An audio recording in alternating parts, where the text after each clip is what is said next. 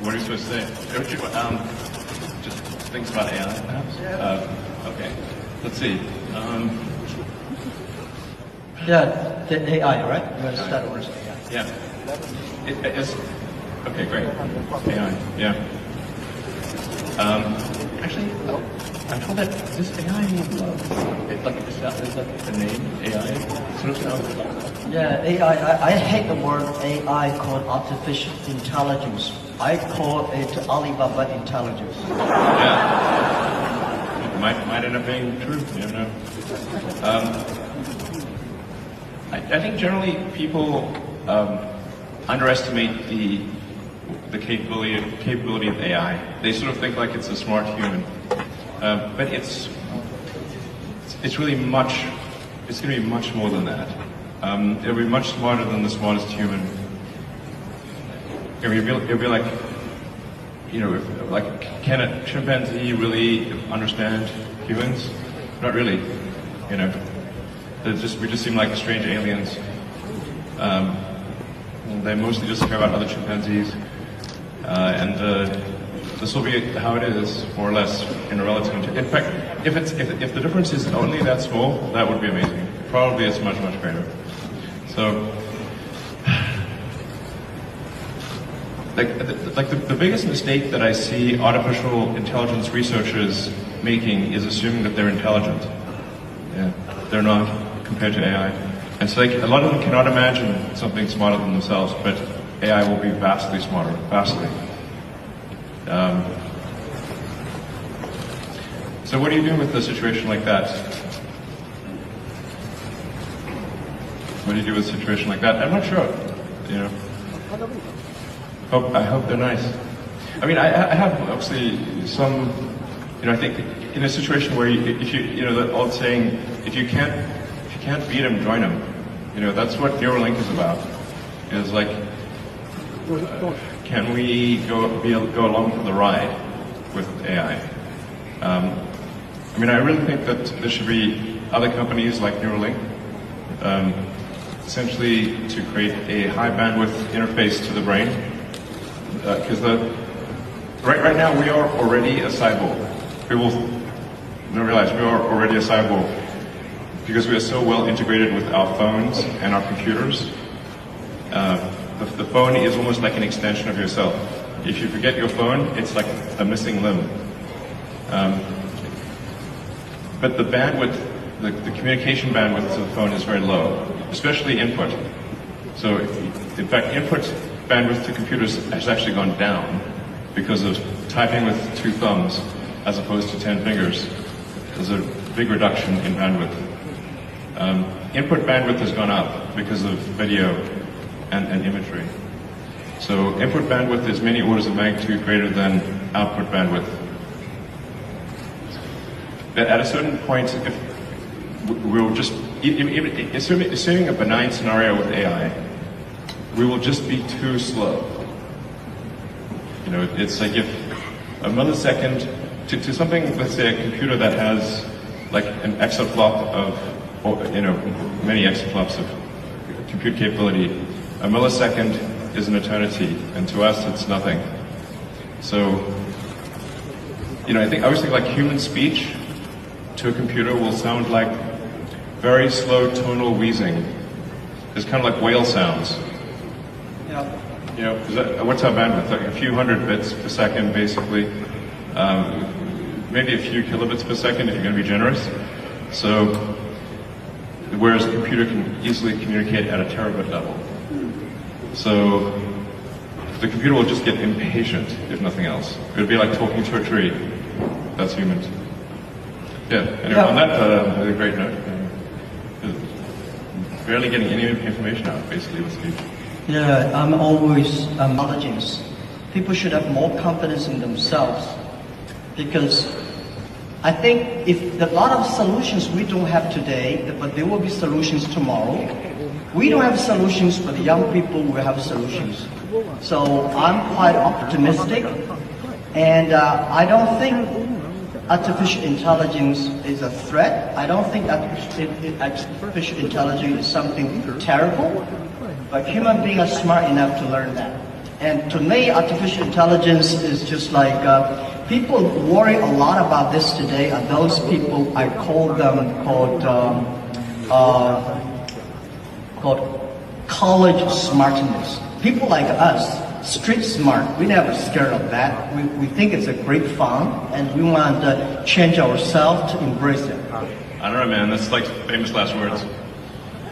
I tell you, AI is, I mean, you look at sort of the rate of advancement, I mean, just in general, the rate of advancement of computers is insane. Like a good example would be video games. You know, if you go back 40 years ago, 50 years ago maybe, you had Pong. That was just two rectangles and a square. Now you've got photorealistic real-time simulations with millions of people playing simultaneously. If you assume any rate of improvement at all, these games will be indistinguishable from reality. You will not be able to tell the difference. Either that or civilization will end. Those are the two options. But even if the rate of technology improvement slowed down by 1,000, then okay, advance 1,000 years, or 10,000 years. This is still very tiny. Civilization has been around for probably, arguably, I think 7,000 years or something like that. If you count it from the first time there was any writing, any recorded symbols, besides cave paintings.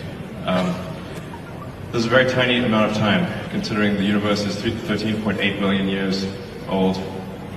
I mean, if civilization lasted for 1 million years, we would only increment the third decimal point after 13.8 billion years. If we lasted for 1 million years. That seems like a long time.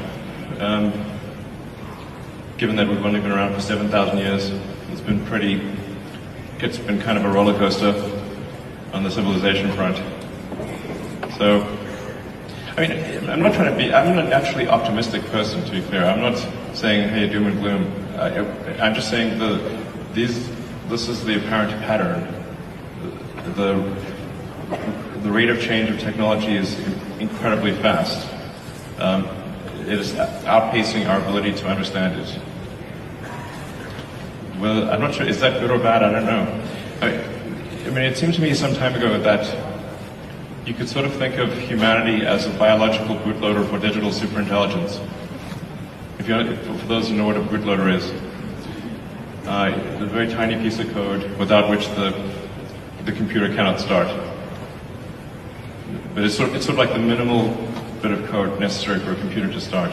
Like, you couldn't evolve silicon circuits. There needed to be biology to get there. Good. Yeah. Well, let's talk about something fun. I admire that you want to go on the Mars. Shall we go to the Mars?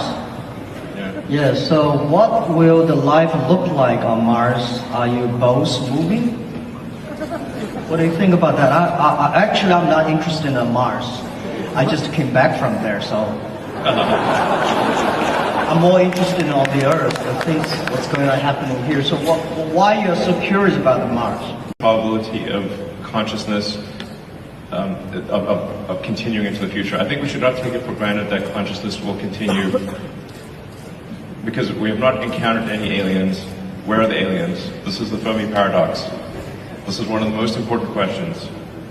How come we've not found any aliens? There's people out there who think we've found aliens. Trust me, I would know. We have not. Okay. People ask me if you've been to Area 51. Okay, please. SpaceX actually has Area 59. It's even better, 8 better than 51. So, among the set of actions we can take that are likely to increase the scope and scale of consciousness such that we are better able to understand the nature of the universe, one of those actions is to become a multi-planet species, or ensure that life is multi-planetary. Not because I think something that it's not from the standpoint of it just being an escape hatch, or because I think that Earth is doomed, but there's a certain probability that is irreducible that something may happen to Earth. Despite our best intentions, despite everything we try to do, there's a probability at a certain point that some either external force or some internal unforced error causes civilization to be destroyed, or sufficiently impaired such that it can no longer extend to another planet. It's hard to say. Let me put it another way. This is the first time in the 4.5 billion year history of Earth that it's been possible to extend life beyond Earth. Before this, it was not possible. How long will this window be open? It may be open for a long time, or it may be open for a short time. I think it would be wise to assume that it is open for a short time. And then let us secure the future of consciousness, such that the light of consciousness is not extinguished. And we should try to do this as quickly as possible. That's my view. Good. It's so difficult to secure the future of the Earth, but we can secure the future of the next 100 years.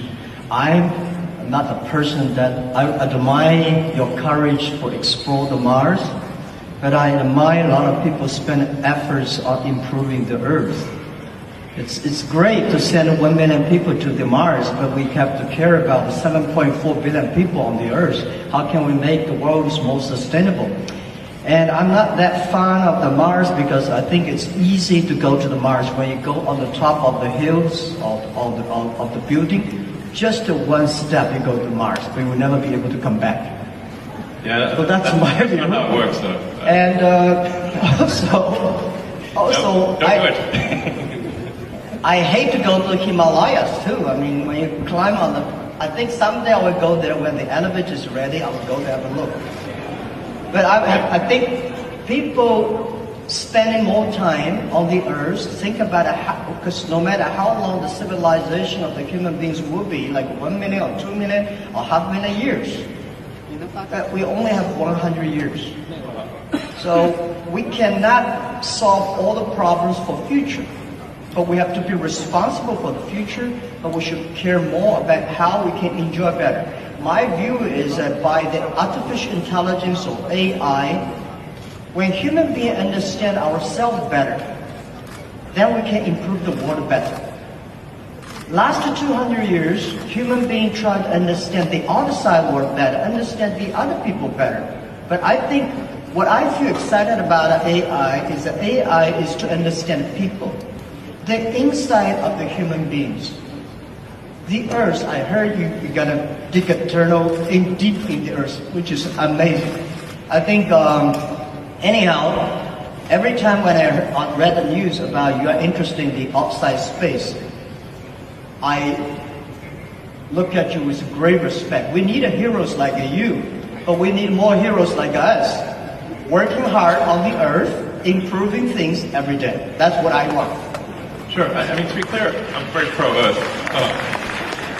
That sounds great. To be clear, I'm very pro-Earth. When I say, us becoming a multi-planet species or making life extending life beyond Earth, expanding the scope and scale of consciousness, from a resource standpoint, I'm talking about less than 1% of Earth's resources should be dedicated to making life multiplanetary or making consciousness multiplanetary.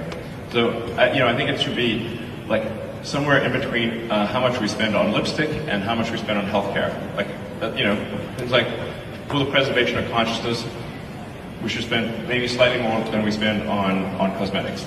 That's my, and I'm pro-cosmetics. I like them. They're great.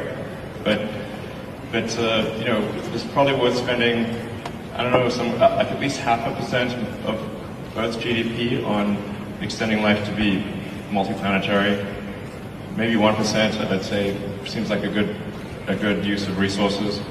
But then 90, we have like 2 orders of magnitude more resources spent on Earth. So it's not like it's, somehow going to fundamentally impair Earth. If like just 1% of Earth resources on that order should be enough to make life multiplanetary. Seems like a wise investment for the future. And obviously I spend a lot of my time on sustainable energy with Tesla, with electric cars and solar and batteries and that kind of thing. And I'm really excited to be here in Shanghai for the Shanghai Gigafactory, which is I think the Tesla China team's done an amazing job, really mind-blowing. Like, I'm just astounded by how good the job is and how much progress has been made. And I think it's a good story for the world, and to say, like, look how much progress you can make in China. This is extremely impressive. Like, my hat is off. You know, you guys rock.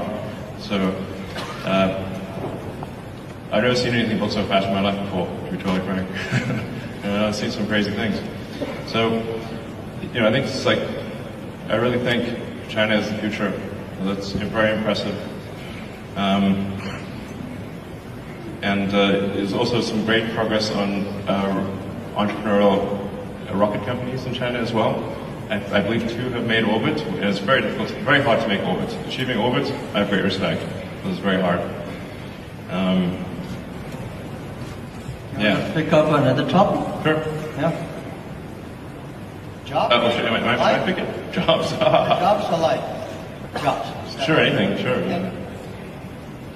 So what new jobs will be created because of an AI, or has the change already started? What do you think? I think why we needed that many jobs. Right? My view is that the jobs, actually every technology revolution people start to worry. Right? Last 200 years we worry about the new technology going to take away all the jobs. Actually, we made a lot of jobs. Second, because of the industrial revolution, job created a lot of jobs. What I think is the next 20, 30 years, human being will live much longer. The life science technology is going to make people live probably 100, 120 years. That may not be a good thing, because you got grandfathers still working hard. But the challenge is, why shouldn't we have a lot of jobs? I think people should work 3 days a week, 4 hours a day. When we have electricity, the power of electricity is that we make people more time. So you can go to the karaoke in the evening, you can go to dancing party in the evening. So people, because of electricity, people have more time. I think because of artificial intelligence, people will have more time enjoying being human beings. In your life, in my life, I think I visited probably 300 cities in my life. My father visited 30 cities. My grandfather will visit only 3 cities. So my grandchildren probably will visit 3,000 cities all his life. He's always on the Tesla. He's always on the road. He's always traveling around. So I don't think we need a lot of jobs. At that time, the jobs we need is make people happier, make people experience the life, enjoy the human beings. So I don't worry about the jobs a lot. First, we are going to have a lot of jobs. Second, we don't need a lot of jobs. Third, there's a very interesting thing, because we'll probably talk about life. In the agricultural period, average age is like 30, 35 years old. In the industrial period, technology revolution, people can live 70 years. So in the artificial intelligence period, people can live 120 years, as I think. Now the problem comes, when people's life is getting better, people don't want to have children. When your grandfather is there, you don't want to have children. At that time, we are going to have a lot of jobs with nobody want to do it. So we need artificial intelligence, the robots to take care of the old guys.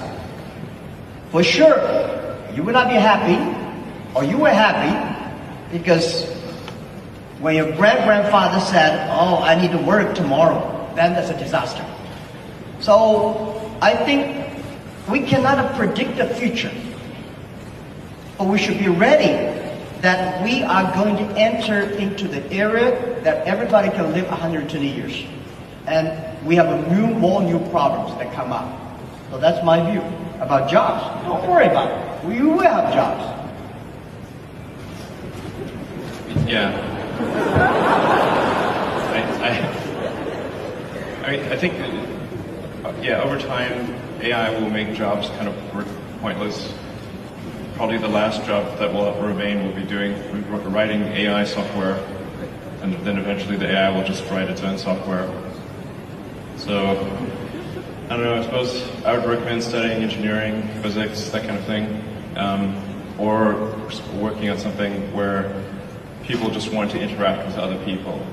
And people enjoy fundamentally interacting with other people.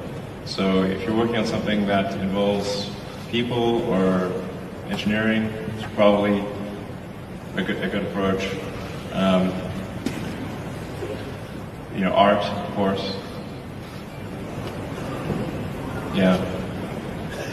Like I said, I think we're going to have to figure out this Neuralink situation. Otherwise, we will be left behind. It's very important we do this quickly. I think time, we don't have much time. We don't have much time for what? We don't have much time to solve the Neuralink. Yeah. Anything like technology and technology awareness, it's like if there was like a topological map of technology awareness, it's mostly flat with a few short buildings and then some very tall spires. Very tall spires. And unless you're on that very tall spire, it's not obvious what the topology is. Yeah. I never worry about the things that I cannot solve. I let other people to solve it. If nobody can solve it, just let it be. That's my life. Oh, let's talk about education. I'm quite interested about education. Can we? Yeah. So, what knowledge or skills will be useful to master the future? Do you have any advice for young professionals who want to pursue a career in AI? Young professionals. I don't think we will have professionals of AI in the future. Well, I worry a lot about, people worry about jobs, but I worry about education. All the education systems, the things we teach our kids, the way we teach our kids, are mainly designed for the industrial period. And I'm sure the machine will be much cleverer than human beings in the future. How can human beings do better? Human beings should be smarter, human beings should be wiser. So how can we be human beings to be wiser or smarter? I think that we should change the way of education, change the things, because in the past we focused a lot about, remember things. Computer can remember better than you are. We want to calculate it faster, computer can calculate much faster. We want to run faster, computer can run much faster than you are. So human beings should have confidence by being more creative, more constructive. So how can we teach our kids to be more creative and constructive? And I think this is the key of the education. And I want spending more time on training kids on arts, on painting, on singing, on dancing. All these are the creative things that make people live like humans. Don't worry about machines. For sure, we should understand one thing, that man can never make another man. Computer is a computer. Computer is just a toy. Man cannot even make a mosquito. So we should have confidence. Computer only have chips. Man have the heart. It's the heart where the wisdom comes from. So I think in the next 10 or 20 years, human beings or every country, every government should focus on reform the education system, making sure our kids be able to find jobs in the future, be able to live in a life that only working 3 days a week, 4 hours a day. And that is very important. If we do not change the education system that we are in, we are all going to be in trouble. That's my view, and don't worry about it, we will change it. Yeah. I would say try to learn as much as possible that allows you to predict the future or make the future. So they're saying is the best way to predict the future is to make it. And then assess whether what you're learning is enabling you to predict the future with less error. Are you less wrong? We're always wrong to some degree. But can you reduce the error on your future predictions? I think that's the way to look at education. As, of course, but it's both create the future, and predict the future. So that includes art and all those other things. But close the loop on being less wrong about the future. I would say that's the right way to think about education. I mean, down the road with Neuralink, you can just upload any subject instantly. So it'd be like the Matrix. You want to fly a helicopter, no problem. Well, helicopters will fly themselves, but you know, if you wanted to do whatever, any given skill, you just upload it instantly. And the way education works right now, it's extremely low bandwidth. It's extremely slow. Lectures are the worst, really. It's like very slow.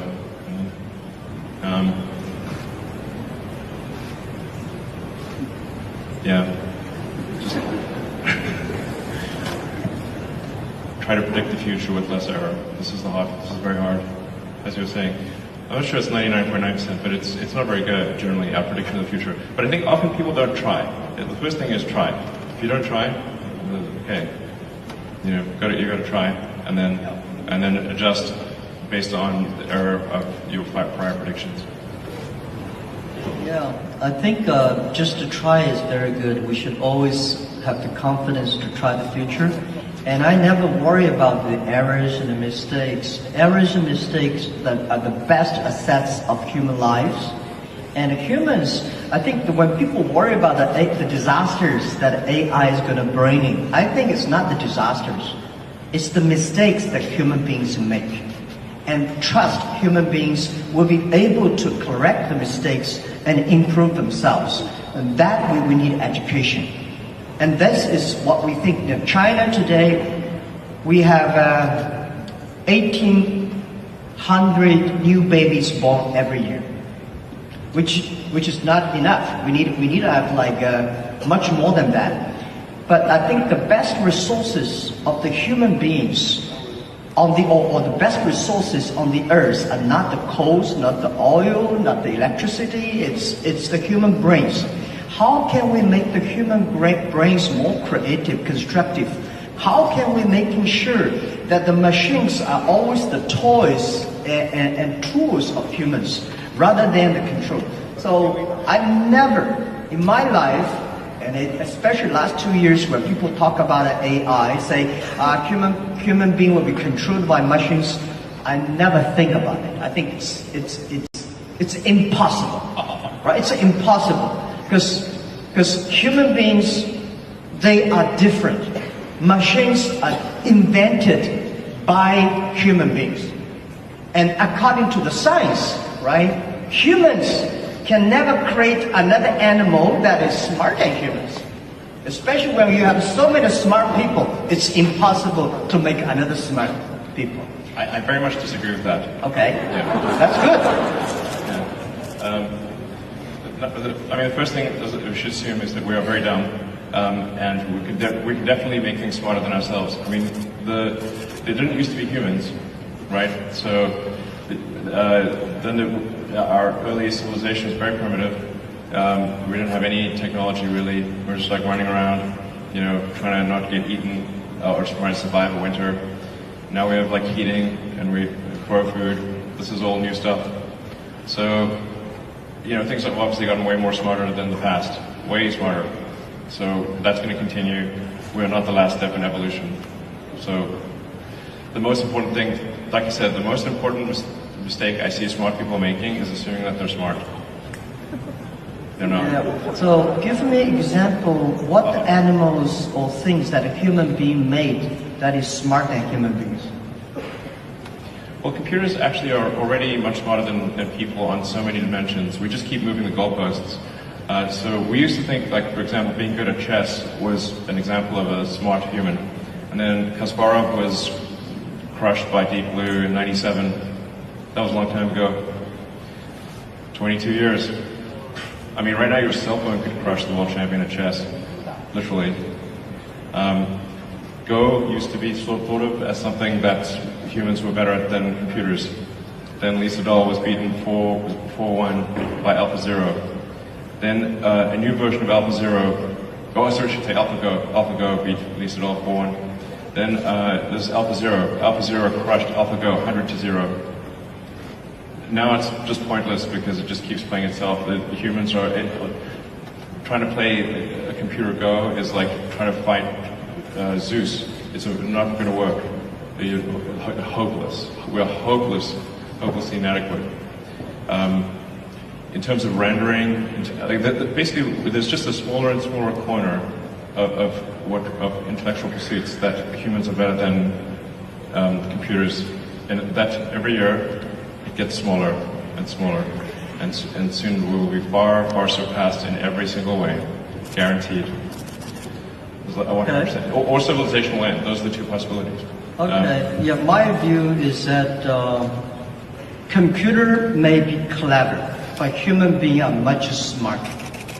Yeah, definitely not. Clever is very academic, is knowledge-driven. Smarter is experience-driven. Computer is smart, is clever, but it's human being. We invented a computer. I never see a computer invented a human being. This is my first point. Second point is that about a Go play chess.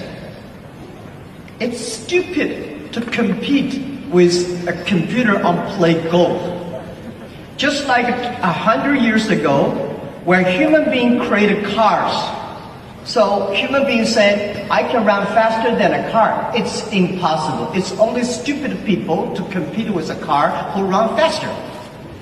Go is designed for human to play with human. Right? The chess is designed for human to human. Why should a human to fight against a computer? So I never ever play chess or Go with computer. I'll be happy to see two computers fight each other. I'm not interested in play Go with chess. So I told those guys, they are very sad. Computer will be smarter than human beings because computer can play chess better. I think you are stupid to compete with that. Don't do that. So we always do things we are good at. Sure. Okay. Well, what would be an example of something that humans are better than a computer at, and then let's see if that happens. Well, computer is only one of the clever tools that human created, and computers are clever, but there will be more tools that human beings will create, much clever than computers. That's my view. Okay, well, let me tell you, like, my view on AI is essentially you can view the advancement of AI as solving things with increasing degrees of freedom.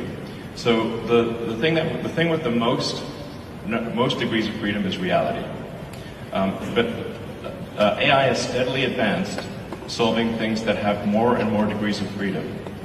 So obviously, something like checkers was very easy to solve. That we could solve with classical software, classical computing, not really all that challenging. And in fact, there is a complete solution for checkers, meaning it is literally impossible. Every version of checkers is known. And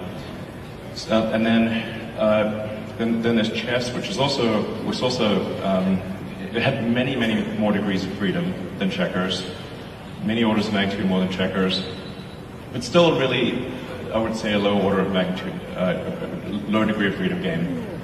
Then there's Go, which had many orders of magnitude more degrees of freedom than chess. So it's really just stepping through orders of magnitude of degrees of freedom. This is the way to, I think, view the advancement of intelligence. Yeah. it's really going to get to the point where it just completely simulates a person in every way possible, like many people simultaneously. In fact, I mean, obviously there's a strong argument we're in a simulation right now. It sort of reminds me of that joke of like, you know, if life was a video game, what would be the review? It's like, well, the graphics are incredible, the plot is confusing, and the respawn takes a long time. That's a video game. That's life. It's life with a video game. Respawn takes 20 years to spawn a human being and have them be fully conscious. I'm worried about the birth rate, which you alluded to earlier. Contrary to, like, most people think we have like too many people on the planet, but actually this is an outdated view. This is assuming that AI is fine, assuming that there's a benevolent future with AI. I think that the biggest problem the world will face in 20 years is population collapse. Collapse. I want to emphasize this. The biggest issue in 20 years will be population collapse. Not explosion, collapse. It's very easy to see what the world will look like in 20 years because humans have a 20-year boot sequence. So like you said, okay, well, who was born last year? Okay, now you know what the world looked like in 20 years. It's that easy. I absolutely agree with that. The population problem is going to be facing huge challenge. 1.4 billion people in China sounds a lot, but I think next 20 years we'll see this thing will bring big trouble to China, and the population decreasing of the whole. The speed of population decreasing is going to speed up, and you call it collapse. Accelerating collapse. Accelerating collapse. And then the common rebuttal is like, well, what about immigration? Like, from where? You know, you want to go to space, you know, the Mars will immigrate. Yeah, Mars needs people. Like Mars needs people. You know, Mars needs people. You know, there's 0 people there right now. So right now it's a machine planet. There's only some robots there. This is something that we should pay special attention. That's why the 18 million new babies born in China, which was less than only like 1% something. We should spend more time create these people and treat life better. But also, I think about the AI. There's another thing which, you know, in my company, in our company, AI we call Alibaba Intelligence because we think when things with order, with things with logic, machine can always do better. AI can do better. But if things without order, without logic, human being can do better. For example, when you love somebody, there's no reason normally. I just love him or just love her. I have no reason. But when I hate somebody, when I want to do bad things on somebody, there's a logic. And when there's a logic, AI can do better. What we do on our end financing, we teach machine all the bad things that bad guys want to do. Machine can learn quickly and arrest all the bad guys immediately. But when you want to do good things, not necessary. AI means love. That's absolutely right. So that is why the AI, if the AI can bring love, which I call it, in the past, if you have a successful person, you have to be the EQ and IQ, right? In the future, if you want to survive in this world, you have to be the LQ, the Q of love. That's important too. Otherwise, you cannot survive in artificial intelligence time. I agree with love is the answer. Many songs about that. You want to pick up the final one? Another topic? Excuse me, gentlemen. Due to the time is very limited, so we only have 5 minutes left. So, last question, please. Yeah, we have. You want to pick up the last one? Life or human being machines? So, you want to talk about your cars, autonomy? What do you want to talk about? This feels like one of those steps in a video game where you could like pick a path, a choice. I choose life. Okay, life. So how much longer do you think people can live with the help of AI? Can AI help with environment sustainability? Can you?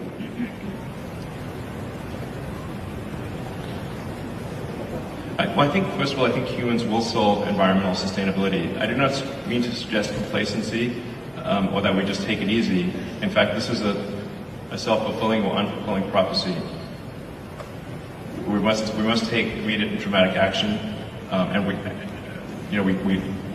continue the momentum towards environmental sustainability. And China is actually the world leader in this. In fact, I'm not sure how well it is known outside of China, just how much China is a world leader in environmental sustainability. It's extremely impressive. I mean, I think half of all the electric cars in the world were made in China last year, something like that. So, I don't mean to suggest complacency, but I do think humans can and will solve sustainability.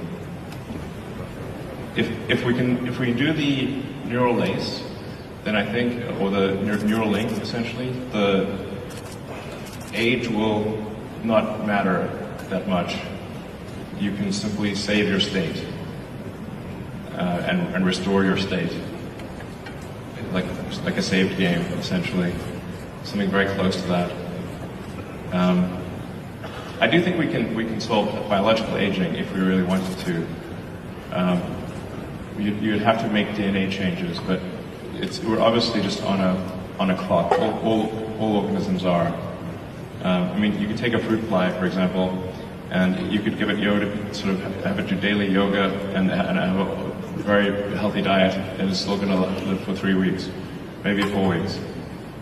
So environmental factors are relatively minor for extending life. You have to change the DNA.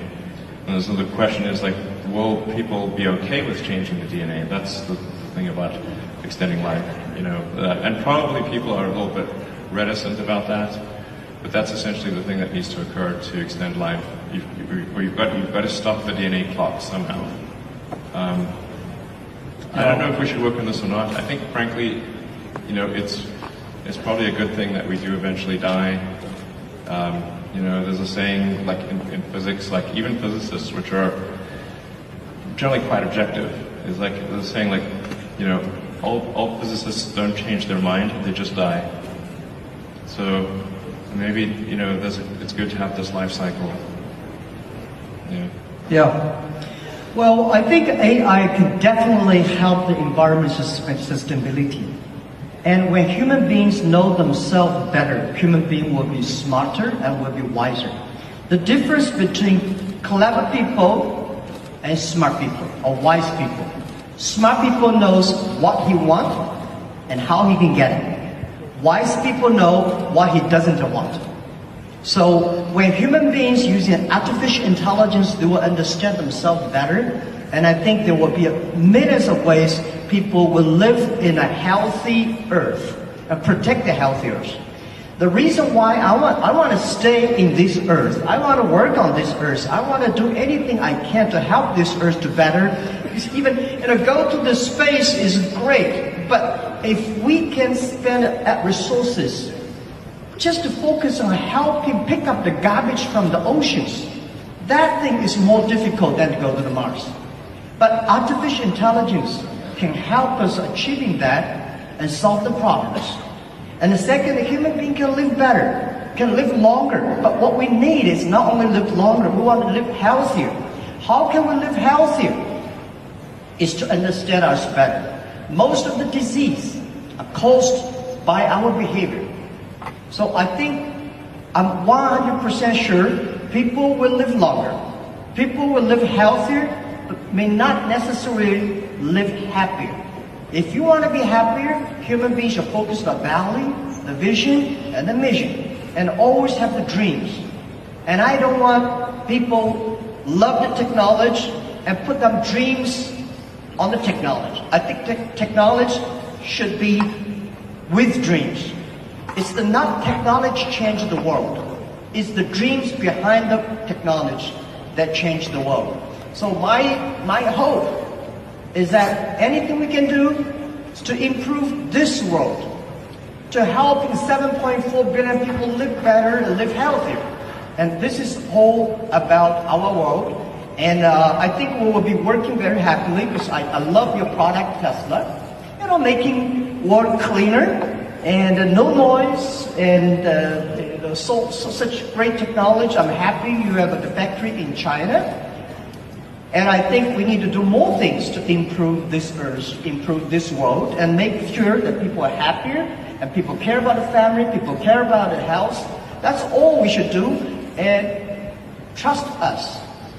Trust the human beings, and trust young people. Let's take responsibility for today, but let's not take away all the solutions for tomorrow. It's great human beings make mistakes. It's great human beings learn from mistakes. It's great to die. Thank you. Yeah, you cannot live long. I just like, Thank you. fight for the light of consciousness. 看视频上澎湃。